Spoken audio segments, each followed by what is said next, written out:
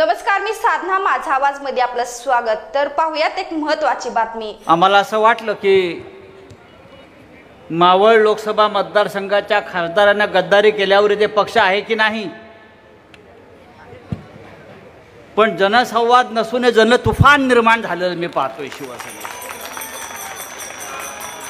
संपूर्ण महाराष्ट्रामध्ये माननीय उद्धवजी जनसंवाद यात्रेच्या निमित्तानं फिरतायत।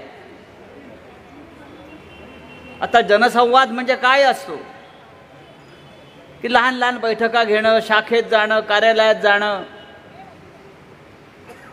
पण या संवादाचं रूपांतर ज्या पद्धतीनं भगव्या तुफानात झालेलं आहे, हे तुफान पाहिल्यावर एक खात्री पटते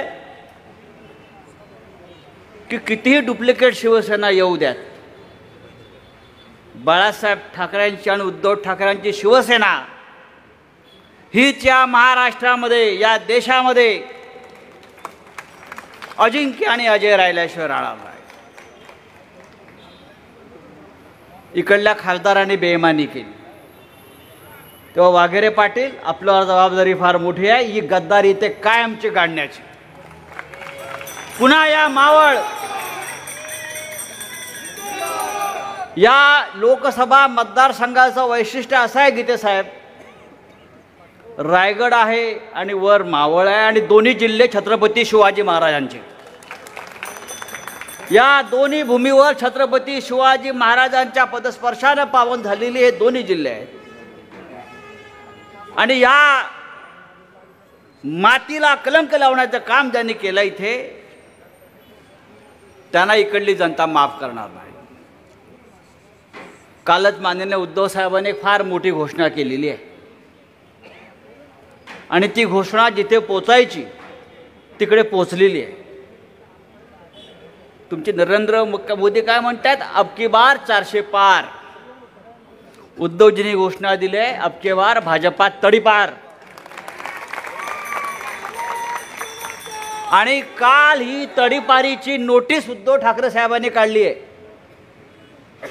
आमच्या शिवसैनिकांवर आतापर्यंत इतक्या तडीपाऱ्या झाल्या, इतके गुन्हे दाखल झाले, पण आता संपूर्ण भाजपला तडीपारीची नोटीस आपल्या पक्षप्रमुखांनी काढलेली आहे। संपूर्ण देशभरातले तडीपार घेऊन हा पक्ष उभा राहिला।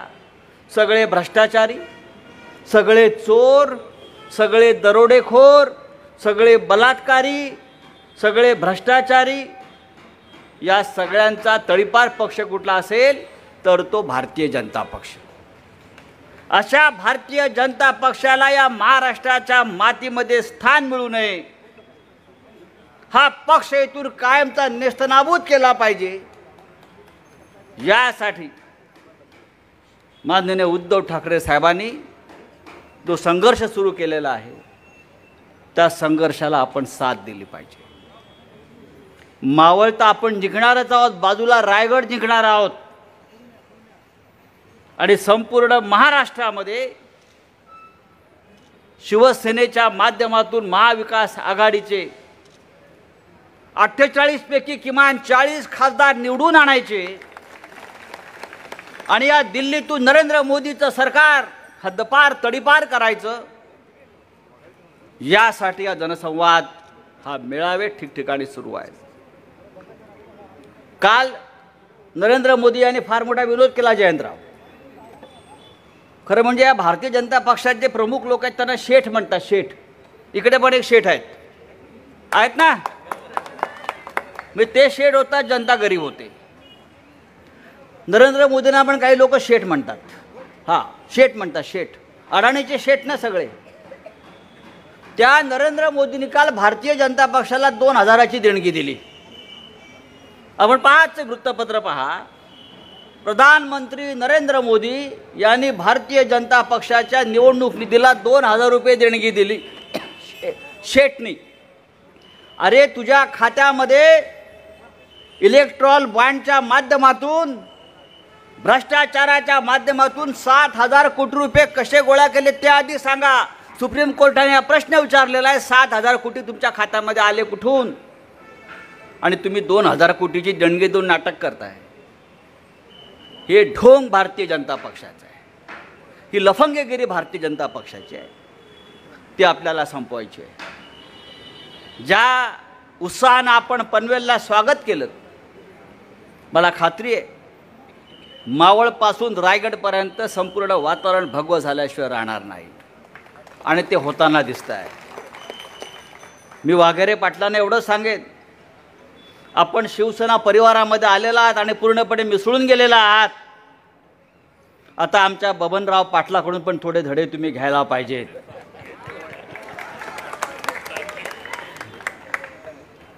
ही शिवसेना अशीच आहे, अंगावर आलं तर शिंगावर घेऊ, अरे म्हणाल तर कारे म्हणू. उगाच आमच्या नादाला लागू नका, आमचा नाद करायचा नाही, तुम्हाला दुसऱ्याच नादाला लावल्याशिवाय आम्ही राहणार नाही. माननीय उद्धवजी, या पनवेलचं आणि आपलं फार आपला पुराणा नाता आहे.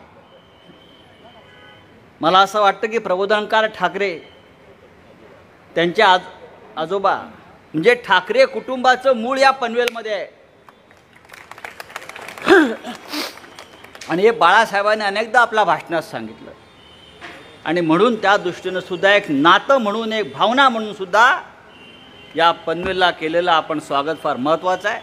मी पुन्हा एकदा आपणा सगळ्यांचं आभार मानतो की आपण ज्या जल्लोषात स्वागत केलं, अशाच पद्धतीनं लोकसभेला शिवसेनेच्या खासदारांना विजयी करून त्या विजयी मिरवणुकीला सुद्धा उद्धवजींना आमंत्रित करा. जय हिंद, जय महाराष्ट्र.